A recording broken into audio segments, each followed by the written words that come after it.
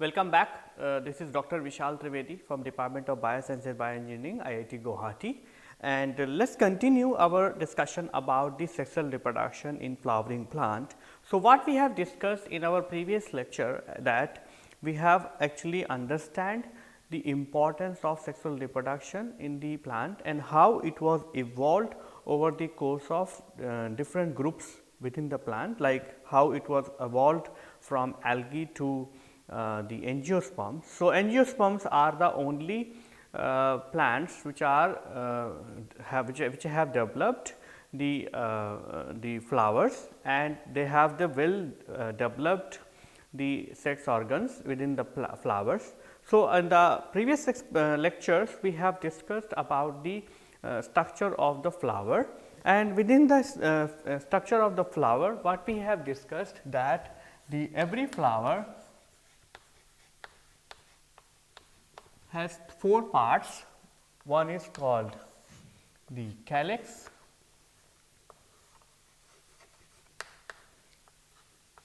number 2 corolla, number 3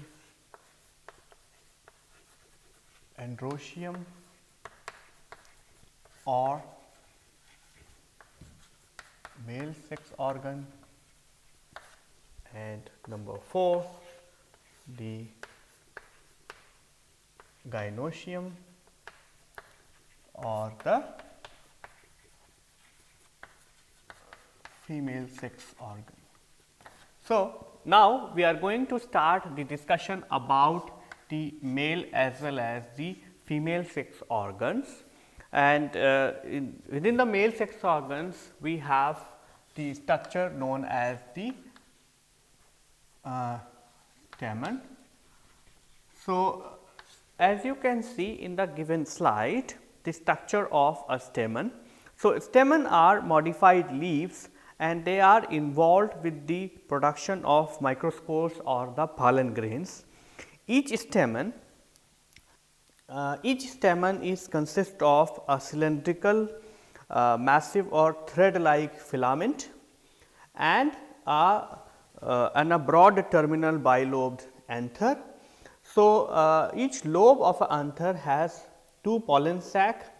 So, depending on the number of the lobes present in any anther, the anther can be classified either as the dithecous or the monothecous. In the dithecous anther, the 2 lobes are present. So, they have the 2 lobes, one on this side and the other one is on this side, and each lobe is further divided into the 2 pollen sac. But when these kind of anthers are matured, these 2 pollen sacs are going to be fused with each other to give you the 2 pollen sac which are filled with the pollen grains. Whereas, in the case of monothecous anther, one lobe is present and the 2 pollen sacs are fused. So, one lobe actually contains 2 pollen sac in the case of monothecous anther, but at the level but when it is getting matured, the 2 pollen sacs are fused to give you the single chamber. So, in the case of dithecous anther, there are 2 chambers filled with the pollen sac, whereas in the case of monothecous anther, there are only 1 chamber which is filled with the pollen grains. So, development of the male sex organ or the anther part is having the multiple steps. What are these steps? So, in one step you have to first develop this cavity where the pollen grains are going to be evolved or developed, and in the step 2. So, that step 1 is called as the development of pollen sac or the pocket where the pollen grains are going to be developed and stored, whereas in the other step the cells which are present in the pollen sac are going to go for the further division and then they will evolve to generate the pollen grains. So, let us see how the development of pollen sac or the or the microsporangia, development of microsporangia is taking place in the angiosperm plants.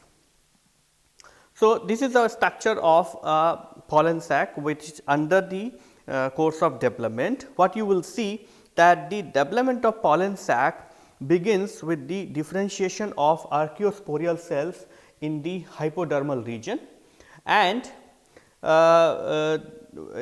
it happens on the all the four corners of the pollen sac. So, these are the four corners on which the pollen sac is going to be developed. So, because of these cells, these cells actually goes for the periclinical division, periclinal division. So, these cells actually go for the periclinal division to give rise a subepidermal primary parietal cells and a inner primary sporangious layer. The layers of primary parietal cells divide by successive periclinical and the anticlinical division to form the concentric layers of the cells, concentric layers of the pollen sac. The wall layer from the periphery to center has multiple cells. So, the outer cells which you can see here is called as the endothecium, and it is a single layer of the cells, and outside to the endothecium you have the single layer of epidermis. The layer of endothecium possesses the fibrous thickening and they remain thin walled and constitute stromium, and then below to the endothecium you have the 1 to 3 layers of the middle layer, and cells of these layer normally disintegrate in mature anther, and then there is a single layer of tapetum. The tapetum cells may be uni, bi or multinucleates, and these tapetum cells are actually further divide. So, the cells of primary sporogenous layer, normally divide to give you the sporogenous tissue. So, sporogenous tissue is actually the tissue which is responsible for production of pollen grains. So, let us see how the pollen grains or the microspores are being formed within the pollen sac. So, microsporangiasis is so during the development of microsporangium, the cells of sporangious tissue, which is actually we have discussed in the previous slide, the required in the pollen sac, may divide in further planes and finally give rise to multiple plane and finally separate from each other to function as the microspore mother cells. So, microspore mother cell is being formed from the sporangious tissue. So, sporangious tissue which is present within the pollen sac divides further into multiple times, and that actually give rise to the microspore mother cells. These microspore mother cells are diploid. So, some of the microspore, so there are multiple microspore mother cells are formed. See, some of the mother cells are being used as a source of nutrition. So, they provide the nutrition to the other microspore mother cells, and these other microspore mother cells actually goes for the active division, and then they are actually the cells which are going to form the spores or the pollen grains. So, there are two classes of microspore mother cells. One, the class of microspore mother cells which are going to be disintegrate, and they will provide the content for the nutrition to the actual microspore mother cells. See, each microspore mother cell has a diploid nucleus, and the each microsporocytes or the microspore mother cell then develops an internal layer of callus which breaks the cytoplasmic content of the prominent diploids, which breaks the cytoplasmic interconnection within the microsporocytes, and these separated microsporocytes. So you can see that there are multiple mother nuclear cells present within the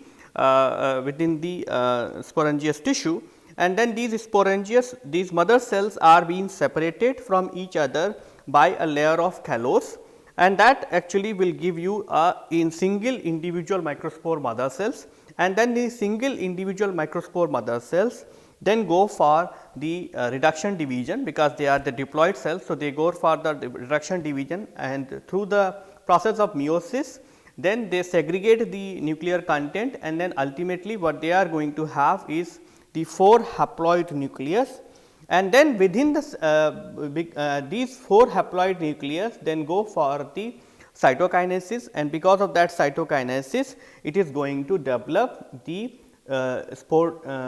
microspore tetrads, and these microspore tetrads are actually contains the 4 pollen grains which are enclosed within the single cell wall. So, cytokinesis of this microspore mother cell or the divided microspore mother cell results into the 4 separate cells which are arranged in a tetrad, as you can see here. So, the tetrads which are present in the which are being generated from the microspore mother cells can be of different types. In general, you can have the tetrads, which is in general you can have the 2 different types of tetrads, which is tetrahedral or the isobilateral. So, these 2 forms of tetrads are more popular, whereas you have the other way of arrangement. So, how this arrangement happens within the during the development of microspore, because of the plane of cytosol division within the microspore mother cell when it goes for the division. So, as I said, the usual way of getting the microspore tetrad is either tetrahedral or the bilateral, isobilateral, but in some cases you can also get the decussate, linear or T shape. So, these are the alternate microspore tetrads which are also being formed. So, the one question comes is, what is the structure of a microspore or the pollen grains? So, microspore or the pollen grains are actually the haploid and nucleated uninucleated minute spore produced in large number as a result of meiosis in microspore mother cells inside the microsporangia or the pollen sac. Each pollen grain of angiosperm has two cells, one is vegetative cells and the other one is generative cells, and it also has a distal aperture for the germination.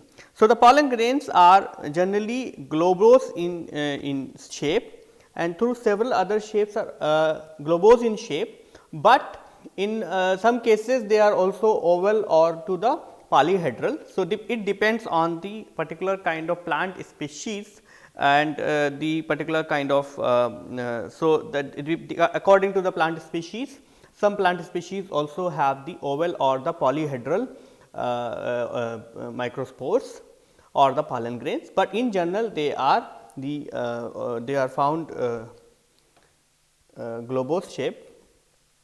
In a individual pollen grains, it has two layer. It has two major cell walls. One is called the exine, which is outside, and the other one is called the entine, which is inside. And the exine is the outermost layer, and it is composed of a material which is known as the sporopolintine, and this is actually a organic polymer which is composed of which is resistance for the oxidant as well as the other kind of physical damage. Whereas, the inner side is called as the entine, and that entine is the inner layer, and it is mainly composed of the pectocellulose. In angiosperm pollen grain, the exine is mainly derived from the tapetal substances during the sporogenesis, and intine is derived from the male gametophyte during the development. The exine at one or the multiple places, the pollen grain has the pollen grain has a very thin exine. So, these are the places where the pollen grain has a very thin exine, and these are the places through which which are being used for used as an aperture for through which the pollen tube emerges at the time of germination on the stigma. See, pollen grains are as I said, pollen grains, and as we discussed, the pollen grain is composed of exine and intine, and both the exine as well as the intine is composed of a large quantity of the organic substances, and because of that the pollen grains of some of the plant species are very good source of nutrition, and they are always being used in the form of the formulations or the tablets, and they provide the nutrition. Whereas, in the some cases, because these are the organic substances and pollen grains are always being dispersed in the air, they also been a very good source of allergen. So, they are also causing the allergic reactions in the human being. So, in that way the pollen grains are having the both beneficial effect as well as the harmful effect to the human being. Apart from the once the pollen grain is produced onto the within the pollen sac, the pollens they are also have to be liberated from the pollen sac, and this process of so the changes which are going to happen within the pollen sac, so that the within the pollen sac, so that the pollen grains are going to be released from the anther are called as the dehiscence of anther. So, dehiscence of anther is actually a process which is required, so that the anther becomes fragile and it actually disperses the pollen grains into the environment. So, you can imagine that this is a kind of a pollen grain the anther, and this is the pollen sac. So, one sac and two sacs. So, during this process what happen is the pollen grains which are being stored within these sacs are getting dried up. So, the first process is that the pollen grains are getting dried up and they become more like powdery like appearance. Okay. So,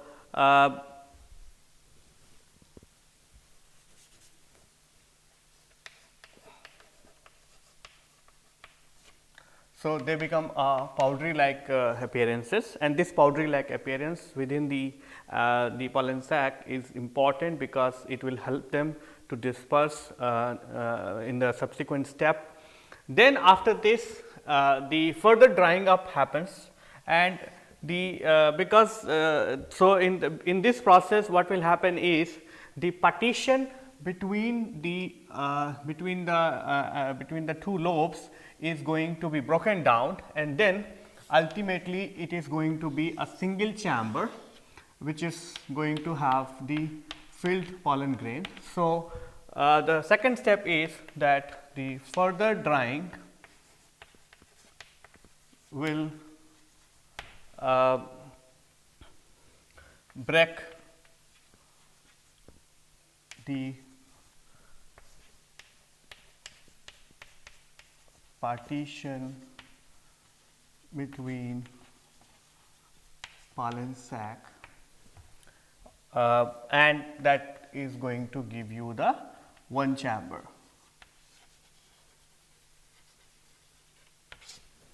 This means in one anther, if it is a deciduous anther, you are going to have the two chambers, one by the by the disintegration of the partition between the two pollen sac, and the one by the disintegration of the another pollen sac. So, that is how you are going to have the two chamber. If it is monodeciduous, then you are going to have the single chamber. Now, as the drying continues,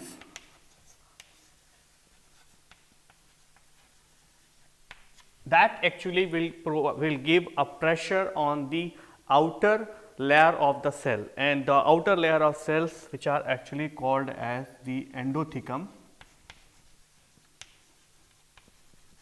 So, and the endothecum cells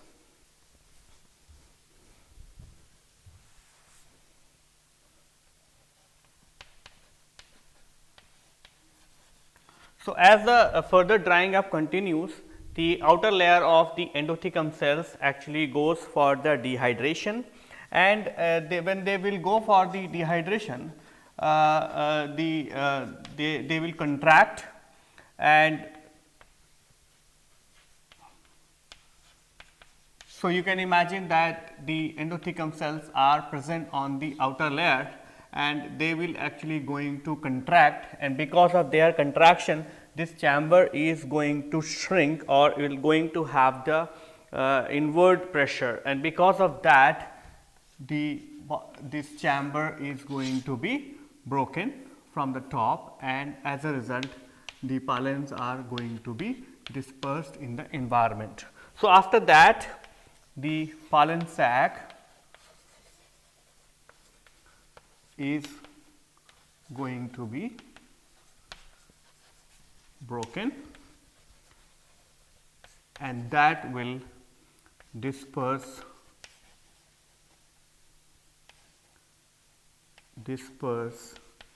the pollen grains in the environment. Okay. There are other mechanisms also in the dehiscence of anther, as well as the breakdown of the pollen sac to disperse the pollen grain, and but in general this is the only mechanism which has been adopted for most of the plants for doing the dehiscence of the anther, so that the pollen grains are going to be dispersed.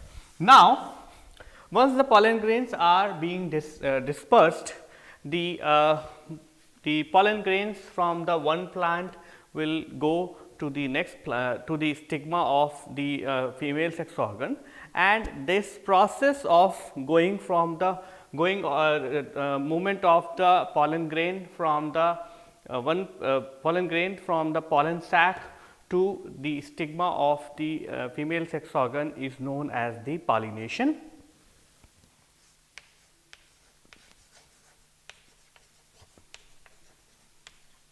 So, movement of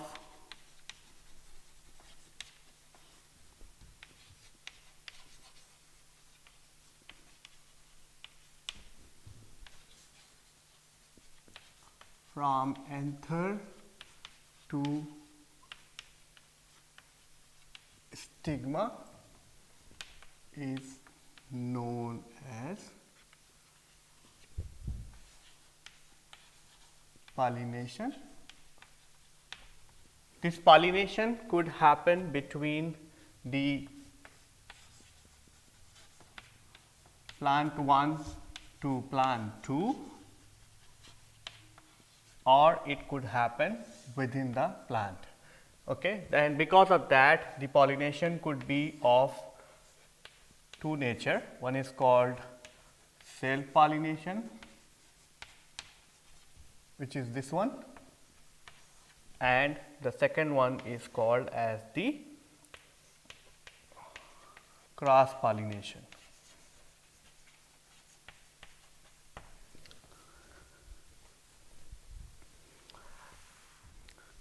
Within the self pollination,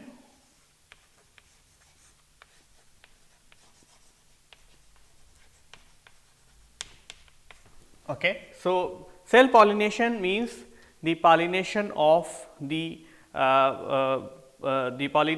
travel of the pollen grains from the within the same plant, and that could happen either in the same flower or between the two different flowers. So, the pollination could be of two types. In one case where the plants will be having the bisexual flower. So, in this case the single flower, the anther will go to the stigma of the same flower, and the number 2 could be where the plants the anther will go from the second flower. So, that will be either that could be either the unisex in the case of unisexual plants or unisexual flower.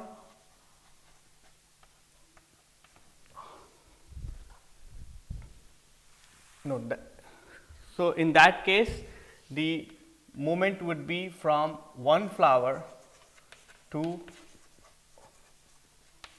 another flower of same plant.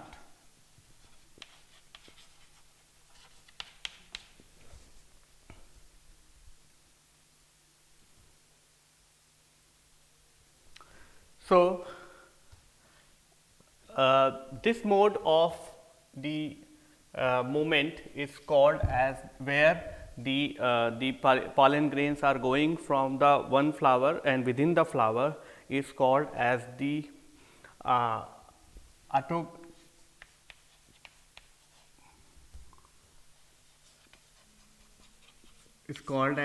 autogamy, whereas in the case of the condition where the pollen grains are growing from the one flower to another flower, but within the same plant, and that is called as the geitonogamy.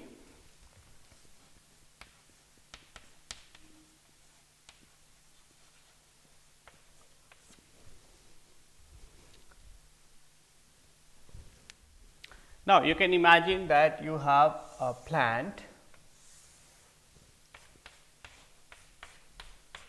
and you have one flower here. Okay. So, if it is within this flower, or if you can have suppose one flower here,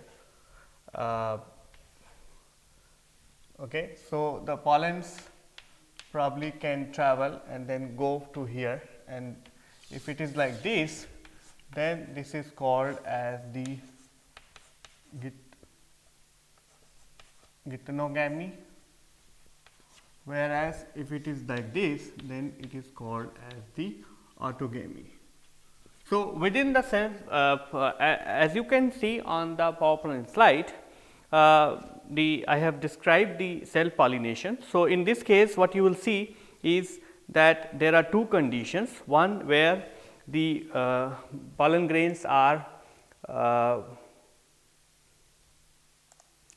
pollen grains will come from the same flower and then they will go to the stigma of the same flower, and this mode of the cell pollination is known as the autogamy. Whereas, in the other case the from the same plant the pollens will come from the one flower and they will go to the next flower, and that kind of self pollination is known as the geitonogamy. So, both of these modes have the further subdivision or further classifications. So, within the autogamy we have three multiple conditions. So, the first condition is known as the cleistogamy, second is known as the homogamy,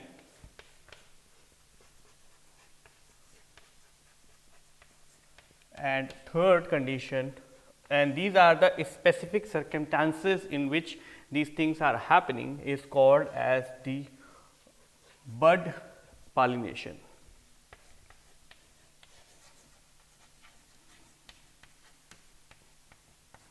So, what is mean by the cleistogamy? The cleistogamy means that in these kind of plants they will follow the self pollination because the flowers never open in these kind of cases. So, the cleistogamy means the flower never opens.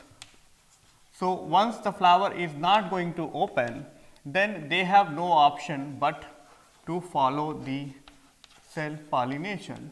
And examples of these classes are oxalis, okay.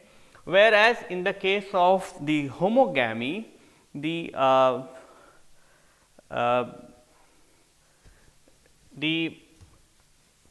anther and stigma matures at the same time. So, I am sure we will discuss this, but you know that the cell pollination, the success of cell pollination and further fertilization is required that the anther as well as the stigma should be mature, means the male sex organ or the female sex organ should be matured at the same time. Otherwise, what will happen is that if the anther is matured and female organ is not matured, there will be incompatibility, and because of that, even if there will be a self pollination, there will be no further fertilization. So, in these cases, the because the anther as well as the stigma matures at the same time, it favors the self pollination, and the example in these cases are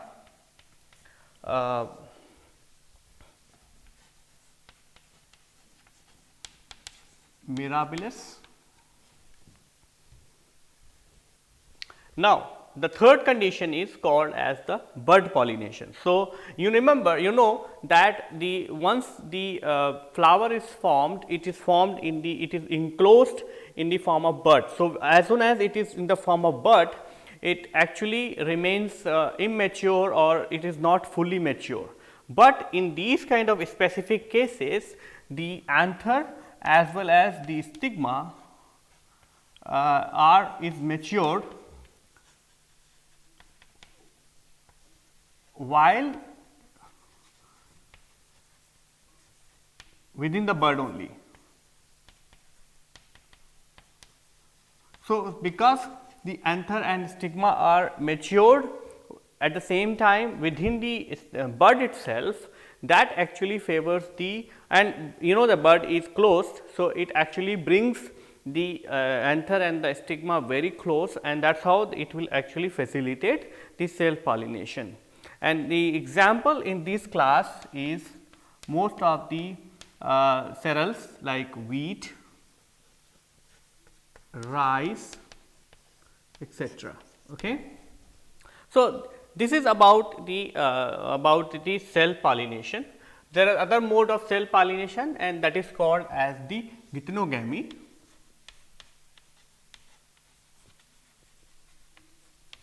And geitonogamy we have already discussed. Geitonogamy means that the flower 1 is doing the pollination of flower 2, but of the same plant. Okay. So, now what the question comes is, what is the advantage or disadvantages of self pollinations? So, there are several advantages and there are several disadvantages of the plant following the self pollination. What are these advantages? So, what are the advantages of self pollination? Number one and the most important advantage of going for the self pollination is that it increases the chances of pollination, means it increases the chances of pollination. And you know that if there are more chances of pollination, this means there are more chances of the fertilization. This means there are more chances of having the offsprings. This means, and that offspring means the more productivity, because more number of embryos and more number of seed is going to be formed in these kind of plants. And that is why if you have seen that in one of the bud pollination, the most of the cereals as well as the most of the food grains are present, like wheat, rice and all those, because they are actually going through this kind of cell pollination, and that is how the efficiency of their production is very high. Number 2, because you can go with the cell pollination, you are going to get the anther or the pollen grain from the same plant, and because of that the purity of a particular species will maintained throughout the reproduction process. So, the purity of the species will be maintained.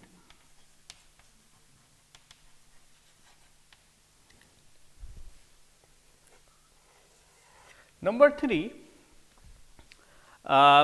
because the cell pollination is happening within the single plant, it does not require to produce the large quantities of pollen grains. So, it does not require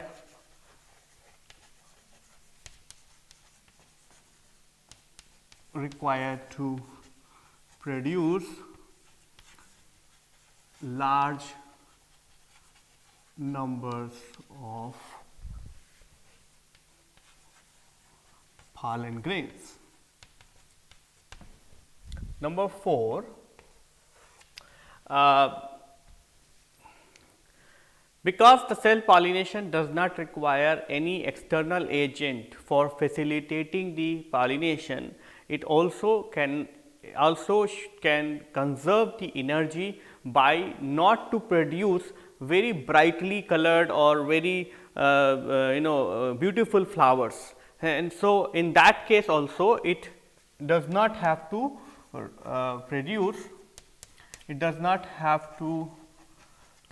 produce flower with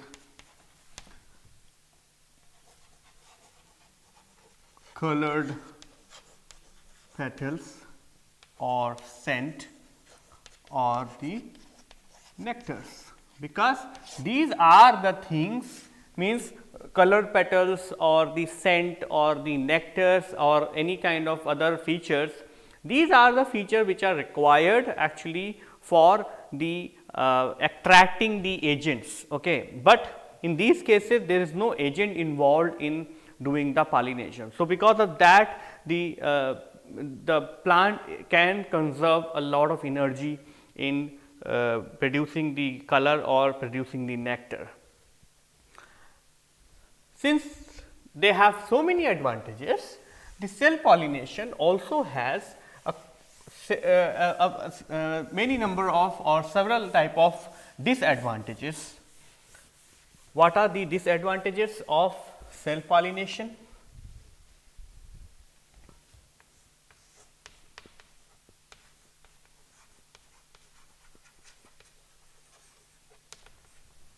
Number 1 and the foremost advantages or disadvantages of the cell pollination is, and that anyway we have discussed, that one of the most important advantage of the cell pollination is that it maintains the purity of the particular species, means it does not allow the mixing of the genetic content of the other plant, and that is actually advantages when it goes for the cell pollination, but that itself brings the disadvantage, because if you are actually doing the propagation of from the plant 1, you cannot have any method to acquire the qualities. So you can imagine that if the plant 1 has few qualities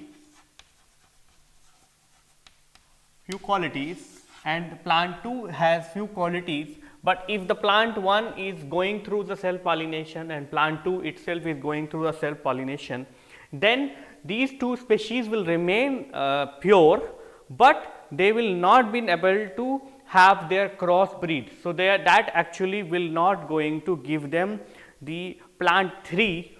Suppose they go for another kind of mode of cross pollination or not for self pollination, then they might produce a plant 3, and that actually is going to have the Q and Q2 both. This means they are going to have the qualities of plant 1 and they are going to have the qualities of plant 2. But since both of these plants are going for the self pollination, they will not going to have the other qualities. So, in that cases the offsprings which are going to come from the plant 1 will be very weak in terms of acquiring the additional features. So, the offsprings are going to be weak. Means when I say weak, means they are not going to have the additional features which are present with the other plant, which means these offsprings are not going to have the variation in their qualities. And that is very, very important. As soon as if you remember, we have discussed, when we discussed about sexual reproduction, we said that sexual reproduction is being evolved in angiosperm mainly because the sexual reproduction is going to bring the lot of changes in a particular species, and those changes may be good or may be bad. And other point is, as the plant 1 is going through the similar kind of genetic material, it is actually getting weaker and weaker over the course of generation as it goes from one generation to many generation. Number 2, if it goes on self pollination, there will be no species or new species of this same plant are not going to be produced. So, these are the two disadvantages of the self pollination. Means the self pollination restrict the plant to its own family, and that's actually is going to be a problem because it does not allow it to acquire the traits from the other person. So, what is the problem? So, what is the solution? So, solution of this problem is that if this plant will go for the pollination with the neighboring plant, and that kind of mode of pollination is called as the cross pollination.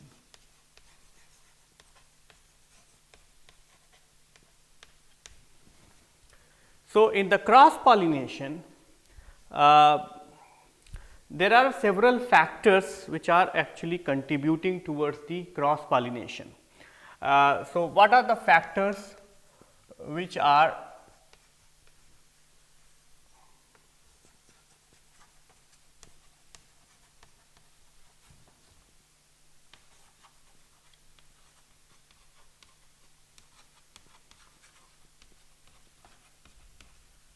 why we are discussing about these factors? Because you can easily ask, if the plant have the choices to go for the self pollination or the cross pollination, why it will go for the cross pollination? Because cross pollination means it actually being dependent on some agent to carry the pollen grains. Okay. So, even then there are several factors which actually does not allow the plants to go for the self pollination, and in those cases plants have no choices but to go for the cross pollination. What are these factors? Number 1, Number one factor is that the is called as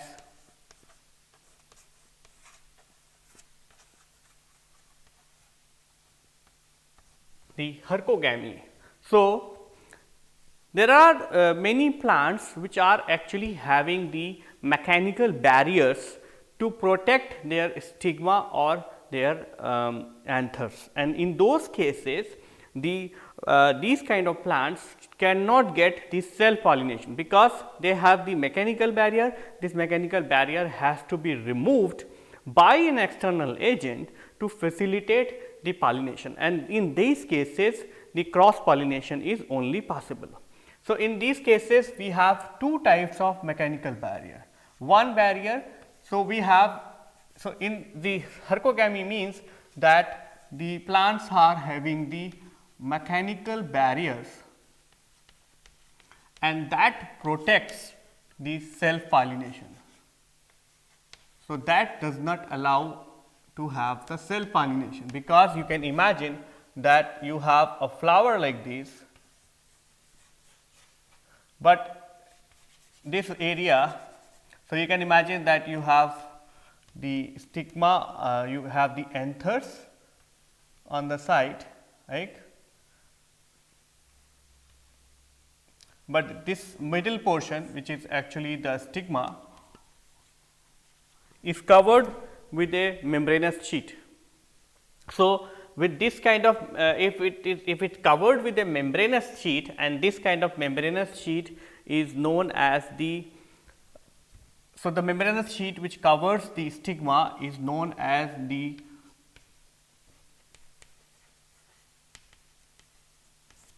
whereas, so this gymnostegium is actually a membranous sheet which covers the stigma of these plants. So, if the gymnostegium is going to cover the stigma, it will not facilitate the entry of the pollen grain into the stigma, and it will not allow the fertilization. Similarly, in some cases a membranous sheet is also covering the pollen grains. So, these are the pollen grains. So, in these cases these kind of sheets are called as pollinia, and the pollinia is also doing the similar kind of function, that it protects the pollen grains to be released spontaneously to facilitate the self pollination. Thank you.